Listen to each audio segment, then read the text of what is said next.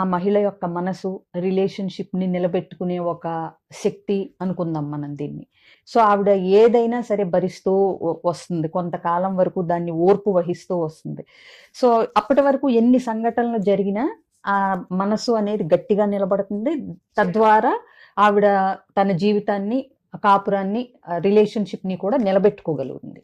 But ఎప్పుడో ఇక కొన్ని సార్లు ఇక ఒక సంఘటన గాని, ఒక చిన్న మాట గాని, చూడు ఎంత చిన్న మాట గాని, ఎంత చిన్న సంఘటన గాని, మొత్తం అప్పటి వరకు తను ఏర్పరుచుకున్న నమ్మకాన్ని అంతటిని 2 ముక్కలుగా అయిపోతుంది. భర్తయినా సరే ఆ మగవాళ్ళు వాళ్ళు అనొచ్చు. ఏముంది దీనికే ఇంతిదా, దీనికే ఇంతిదా అని.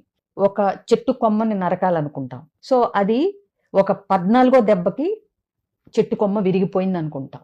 సో, 14 దెబ్బ వల్లే విరిగిందా చెట్టు అంటే నువ్వు ఒప్పుకుంటావా? మిగతా 13 దెబ్బలు ఉన్నాయి కదా. ఎగ్జాక్ట్‌లీ. మిగతా 13 దెబ్బల యొక్క ఇంపాక్ట్ ఉండటం వల్ల 14 దెబ్బకి నువ్వు సక్సెస్‌ఫుల్‌గా చెట్టు కొమ్మని నరకగలుగుతావు.